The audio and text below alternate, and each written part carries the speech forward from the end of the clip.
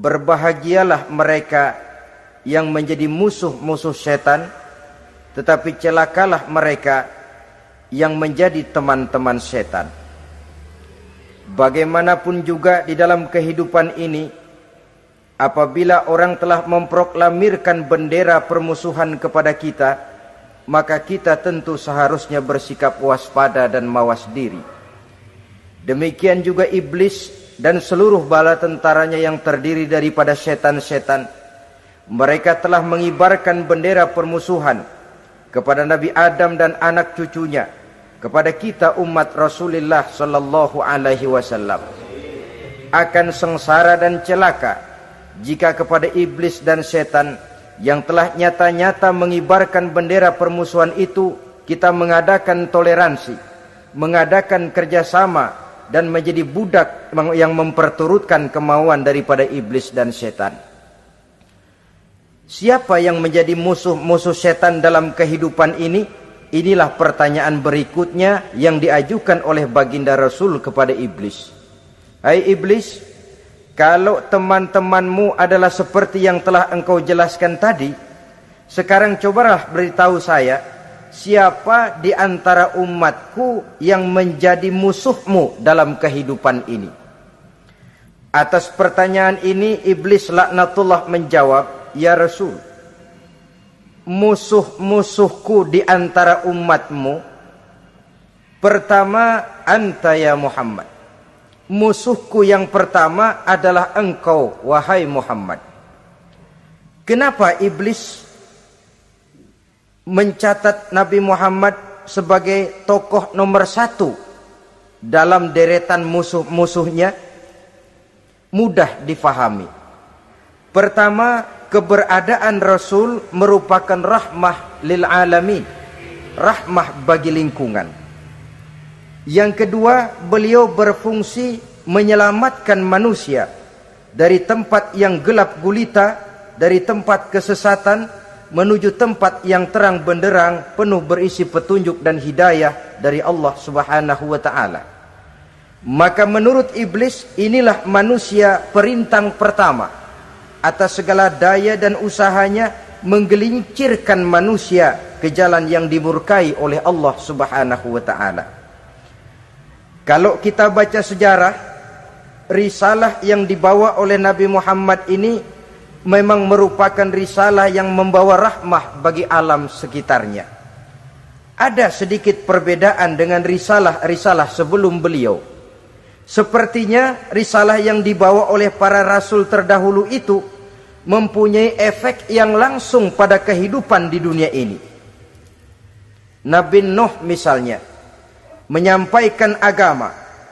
Hai umatku, ini agama. Umat menentang, turun banjir yang menenggelamkan orang-orang kafir. Azab diturunkan pada waktu itu juga, pada saat nabinya masih hidup. Jadi azabnya itu jenis cash, kontan. Nabi Soleh, hai umatku, ini agama.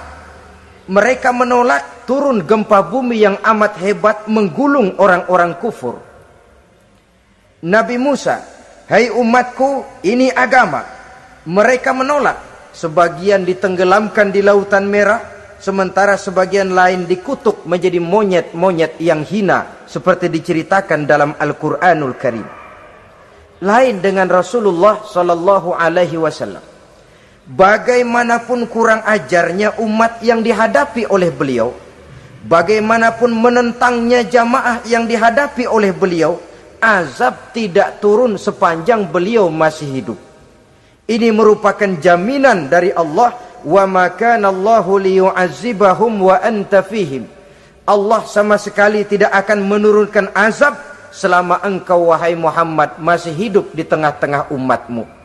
Jadi keberadaan Nabi Muhammad merupakan jaminan keselamatan bagi umatnya. Selama beliau masih hidup, azab tidak turun bagaimanapun kurang ajarnya umat. Di sini sedikit bedanya dengan nabi-nabi terdahulu. Juga perbedaan dalam pola dakwah. Nabi Nuh ketika dakwahnya ditolak oleh umat, keluar doanya meminta umatnya ditenggelamkan. Tetapi Nabi kita ketika dilontari batu oleh umat, malah beliau mendoakan umatnya agar memperoleh hidayah. Oleh sikap yang semacam ini, wajar lalu iblis menganggap Nabi Muhammad sebagai musuh ranking pertama. Yang kedua, siapa musuhmu di antara umatku? Yang kedua kata iblis, musuhku Muhammad imamun adil, pemimpin yang adil. Itu yang akan menjadi musuhku di dunia ini. Putus asa iblis menghadapi pemimpin yang adil. Tipu dayanya tidak terkena. Segala tingkah polanya tidak diperturutkan. Imam yang adil, pemimpin yang adil merupakan musuh daripada iblis laknatullah alaih. Apa sebabnya? Karena pemimpin yang adil mempunyai dampak dalam kehidupan di dunia ini. Melindungi orang banyak, menenteramkan orang banyak. Makin aman, tentram, tenang situasi dan kondisi, makin mudah orang melaksanakan ibadah. Makin tekun orang melaksanakan ibadah, makin dekat dia dengan Allah. Makin dekat manusia dengan Allah, makin jauh dia dari iblis. Sebab dua hal ini selalu kontradiktif. Jika kita jauh dari Allah, tentu dekat dengan iblis. Jika kita jauh dari iblis, harus dekat tentu dengan Allah. Dan begitu selanjutnya. Dalam kaitannya dengan kehidupan kita sekarang, saudara-saudara, inilah pentingnya membangun manusia pembangunan. Semua tugas-tugas besar, semua pekerjaan-pekerjaan yang baik harus berangkat dari niat yang baik, berangkat dari hati yang bersih. Siapapun adanya kita, apapun profesi kita. Yang jadi kiai, marilah berangkat dari niat yang bersih. Yang jadi mubalik, marilah berangkat dari niat yang bersih. Niatnya itu mau menghidupkan Islam atau mau cari hidup jual Islam. Kalau mau menghidupkan Islam, mari sama-sama kita berjuang. Tapi kalau mau cari hidup untuk dengan menjual Islam, minggir saja daripada nanti bikin malu. Yang mengurus masjid, mari berangkat dari niat yang bersih. Ngurus masjid itu niatnya mau menghidupkan masjid atau mau cari hidup di dalam masjid. Kalau mau menghidupkan masjid, mari. Tapi kalau mau mencari hidup di dalam masjid, tolong minggir saja daripada nanti bikin aib. Yang jadi orang alim, mari berangkat dari niat yang bersih. Jangan memperjualbelikan fatwa, yang halal dikatakan haram, yang haram jadi samar-samar, nanti membingungkan umat. Berangkat dari niat yang bersih, membangun manusia pembangunan. Ini barangkali istilah yang lebih kena. Saudara-saudara kaum muslimin rahimakumullah. Setiap kita pada hakikatnya punya bakat. Secara fitrah yang kita bawa, bakat apapun kita ini punya. Saudara punya bakat jadi pemimpin, saudara pun punya bakat jadi pengkhianat. Saudara punya bakat jadi orang soleh, saudara juga punya bakat jadi orang salah. Saudara punya bakat jadi orang besar, saudara pun punya bakat jadi orang hina. Seluruh bakat ada di dalam diri kita. Tinggal nanti pertumbuhannya mana yang lebih subur. Saudara punya sifat berani, saudara pun punya sifat takut. Seberani-beraninya orang mesti ada sifat takutnya. Nanti mana yang tumbuh lebih subur? Kalau takutnya tumbuh lebih subur, dia akan jadi orang penakut. Kalau beraninya yang tumbuh lebih subur, dipupuk oleh lingkungan, pendidikan dan sebagainya, dia akan tumbuh jadi orang pemberani.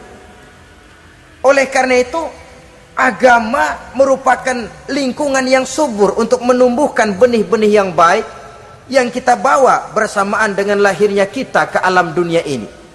Setiap kita, saya, saudara, punya bakat jadi pemimpin, punya bakat jadi pengkhianat, punya bakat jadi pengabdi, punya bakat jadi koruptor, punya bakat jadi pemelihara, punya bakat jadi perusak. Tinggal nanti lingkungan, pendidikan yang menumbuhkan mana yang tumbuh lebih subur. Kalau lingkungan saudara lingkungan maling, maka sifat pengkhianat akan tumbuh lebih subur. Kalau nanti saudara jadi pemimpin, insya Allah korupsi. Lingkungan yang menumbuhkan sifat mengabdi, sifat berbuat tanpa pamrih, dikalahkan oleh sifat pengkhianat dan korupsi itu yang dibentuk oleh lingkungan, pendidikan, pengalaman dan sebagainya. Oleh karena itu, secara dini agama menanamkan, menyuburkan fitrah-fitrah yang baik yang kita bawa bersamaan dengan hadirnya kita dalam kehidupan ini. Sebab itu seorang penyair bernama Syauqi mengatakan dalam sebaik syairnya, waladatka ummuka ya ibna adam bakian wan nasu haulaka yadhakuna surura. Hai manusia, pada saat kamu dilahirkan kamu menangis dan orang lain di sekelilingmu ketawa. Kakek senyum dapat cucu baru, paman gembira dapat keponakan baru, sementara kita yang lahir menangis. Betul apa benar? Apa ada saudara yang begitu dilahirkan terus nyengir? Saya kira kabur dukunnya itu. Setiap kamu hai manusia lahir dalam keadaan menangis, orang sekelilingmu tertawa.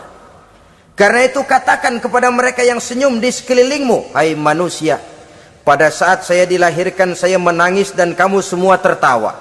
Baik manusia. Tapi nanti pada satu saat harus terjadi kebalikannya. Kalau dikala saya lahir saya menangis dan kau semua senyum, nantilah manusia. Kalau satu saat saya meninggalkan alam dunia ini, saya akan berangkat dengan senyum. Dan kalian semua akan berurai air mata. Kalau perlu dari Sabang sampai Merauke kibar bendera setengah tiang. Kalau perlu. Jangan terbalik, kita mati melotot orang malah gembira. Karena hidup selalu membawa sifat-sifat yang merusak. Inilah orang kedua yang menjadi musuhnya iblis dan beruntung menjadi musuh iblis. Siapa? Imamun adil, pemimpin yang adil. Saudara-saudara kaum muslimin rahimakumullah. Yang ketiga musuh iblis, ghaniyun mutawadhi, orang kaya yang rendah hati, orang kaya yang tidak sombong. Kaya apa saja, baik kaya oleh karena ilmu, orang yang kaya karena ilmu disebut orang alim. Baik kaya karena materi, orang kaya karena materi dinamakan hartawan. Baik kaya karena kedudukan, orang yang kaya karena kedudukan dinamakan pejabat. Jadi dalam sejarah, ketika ditanya kenapa kau tidak mau sujud iblis, saya kan dibikin dari api, Adam dari tanah, I am the best. Saya lebih hebat daripada iblis, daripada Adam. Adam baru kemarin dibikin, saya sudah lama. Kata Allah, kamu sombong iblis, ini surga bukan tempat orang sombong, keluar. Terusir dia dari surga. Jadi kesombongan pertama adalah kesombongan yang dilakukan oleh iblis, dan dia tanamkan itu kepada kita supaya jadi orang sombong. Karena itu sombong ilmu Allah nggak senang, tapi iblis senang. Mentang-mentang ada ilmunya. Nih, satu-satunya ustadz di sini ya. Semua mesti ngaji sama gue. Kalau nggak ngaji sama gue, Islamnya kurang tapi bener. Sombong karena ilmu. Sombong karena pangkat. Mentang-mentang pakai bintang di pundak, jalan pundak duluan. Yang wajar saja hidup ini. Sombong harta pun begitu. Kaum muslimin rahimakumullah. Orang kaya yang rendah hati dimusuhi oleh iblis, tapi dicintai Allah, dicintai Rasul, dicintai malaikat. Caranya bagaimana? Kembali kepada satu kesadaran, bahwa pada saat terlahir ke alam dunia ini tidak ada yang pernah kita bawa. Kalau sekarang kita punya rumah, punya kebun, punya kendaraan, punya pabrik, punya segala macam benda, apa itu? Titipan. Pada suatu saat akan diambil kembali oleh yang menitipnya. Kalau titipan itu pandai kita jaga, pandai kita syukuri, titipan akan makin banyak. Sama juga kita dalam kehidupan. Kalau orang bisa kita percaya, saya mau pergi ke luar negeri, rumah saya titip kepada tetangga. Saya pulang dari luar negeri, isi rumah tetap tidak berkurang, malah dibersihi, malah disapu, dihilangkan kotorannya. Tentu bukan main syukur saya, girang saya. Akan bertambah kepercayaan saya untuk menitipkan apa saja.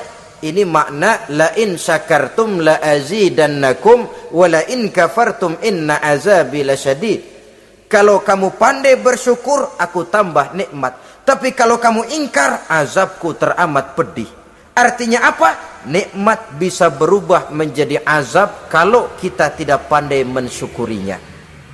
Ma'asyiral muslimin rahimakumullah, orang yang kaya ilmu lalu rendah hati, tidak selalu ingin menonjolkan diri. Ini kadang-kadang yang tanggung ini yang bikin berabe. Alim bener enggak, geblek bener juga enggak. Yang sedikit-sedikit mau nonjolin diri. Kalau enggak jadi imam enggak mau ke masjid, enggak jadi imam enggak mau ke musola. Pokoknya kalau enggak jadi imam marahan sama musola. Macam mana?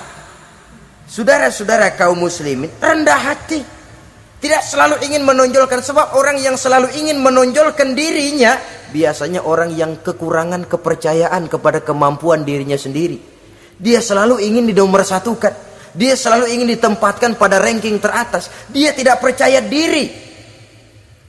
Orang yang percaya diri dapat bersikap wajar dalam kehidupan. Begitu juga kaya karena harta, dengan menyadari bahwa harta bagaimanapun banyaknya titipan dari Allah, pada suatu saat akan kembali. Dia harus dimanfaatkan sesuai dengan kehendak yang menitipnya. Begitu juga kaya oleh karena pangkat, kedudukan dan jabatan.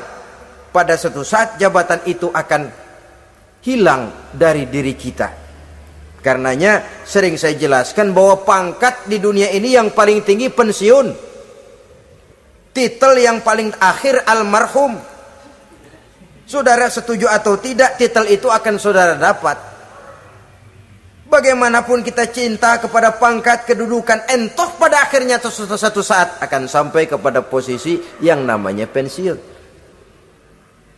Kalau sadarlah kita kepada pemikiran ke arah sana, maka untuk mencapai kekayaan, baik kekayaan harta, kekayaan kedudukan, tidak lalu menghalalkan segala cara untuk mencapai tujuan, tapi dibatasi oleh norma dan kaedah yang harus dia taati, baik kaedah agama maupun kaedah bernegara. Inilah orang ketiga yang menjadi musuhnya iblis, orang kaya yang rendah hati, orang kaya yang tidak sombong. Yang keempat, saudara-saudara, tajirun shadiq, pedagang, pengusaha yang jujur. Iblis gedek betul, benci bukan main sama pengusaha, sama pedagang yang jujur, yang tidak ngurangi timbangan, tidak nipu pembeli, tidak barang yang jelek dibilang bagus, atau yang bagus di atas yang jelek di bawah, atau dicampur yang baik dengan yang jelek supaya kelihatan semuanya jadi baik. Semua orang ingin untung, tidak ada kecuali siapapun orangnya, dan itu wajar. Setiap manusia ingin mendapat keuntungan, kalau perlu dengan modal minimal mencapai keuntungan maksimal, seperti yang diajarkan oleh teori ekonomi. Itu kan yang namanya produktif kan. Satu usaha dinamakan produktif, bagaimana kita mengeluarkan modal minimal bisa mencapai keuntungan maksimal. Silakan. Bahwa manusia ingin untung itu insting, naluri, fitrah. Tidak ada orang yang mau rugi. Tapi cara mencapai keuntungan itu yang membedakan antara seorang muslim dengan yang bukan muslim. Sudah pernah saya sampaikan, apabila kaum pengusaha, para pedagang sudah dijangkiti penyakit yang tidak jujur, yang akan timbul adalah kekacauan ekonomi. Kekacauan ekonomi bisa menimbulkan revolusi sosial, dan revolusi sosial merupakan kiamat satu generasi. Semua kericuhan hampir bermuara dari perut, dan itu ekonomi. Orang nodong perut, Orang korupsi perut, ya walaupun korupsi kalau sudah kelas kakap tidak lagi sekedar urusan perut. Ya perut apa yang diurusin kalau korupsinya miliaran itu? Perut jin barangkali. Saudara-saudara kaum muslimin rahimakumullah. Oleh karena itu, pedagang yang jujur, pengusaha yang jujur, ini merupakan musuh iblis. Iblis tidak senang kalau ada pengusaha yang jujur. Iblis tidak senang kalau ada pedagang yang jujur. Tapi iblis akan tepuk tangan kalau pedagang sudah selingkuh, kalau pengusaha sudah nipu. Ada orang bilang, sekarang mah kalau jujur-jujur bener nggak makan apa-apa dong kita. Sebab katanya jangan lagi nyari yang halal, sekarang ini yang haram aja seret. Rupanya sering masang undian nggak pernah kena. Lalu bilang jangan yang halal, yang haram aja nggak kena-kena katanya. Sebenarnya bukan itu masalahnya, saudara-saudara. Bukan itu masalahnya. Masalahnya ialah bahwa kejujuran membawa keberkahan. Ini kalau kita berpikir dengan kacamata agama. Keberkahan merupakan sumber ketenangan. Dan ketenangan ini tidak bisa dibeli dengan materi yang bagaimanapun banyaknya. Walaupun kita punya percetakan duit, ketenangan itu nggak bisa dibeli. Jangankan cuma punya duit banyak, percetakan duit saudara punya, mau membeli ketenangan yang berasal dari keberkahan, sulit. Jadi kejujuran membawa keberkahan, keberkahan membawa ketenangan. Jangan macam dulu tukang sol sepatu. Ditanya oleh temannya, "Bang, ngesol satu hari dapat berapa?" 200 rupiah. Sembayang enggak? Enggak. Islam? Islam, kalau Islam mah. Kata temannya, sembayang dah, kali aja besok dapat rezeki lebih banyak. Yang benar, iya. Sebab kalau orang sholat itu Allah dekat, nanti rezekinya ditambah. Beneran? Bener. Subuh sembayang dia. Habis sembayang sarapan, berangkat ke tempat dia ngesol, mangkal. Dari pagi sampai jam 11 belum ada juga yang ngesol. Mulai bimbang hatinya. Katanya kalau sembayang rezeki tambah. Tadi sembayang subuh sampai gini hari belum ada yang ngesol. Cobaan kali, sabar. Datang sholat zohor. Habis zohor nunggu lagi, belum juga ada yang datang ngesol. Udah mau pulang hampir maghrib, baru datang satu orang, dan ini sendal jepit putus.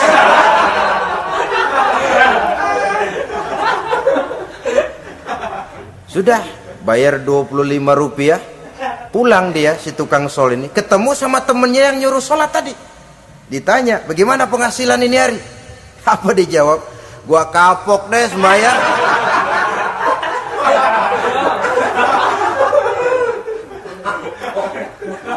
Kemarin nggak sembahyang dapat 200, sekarang begitu sembahyang jigo.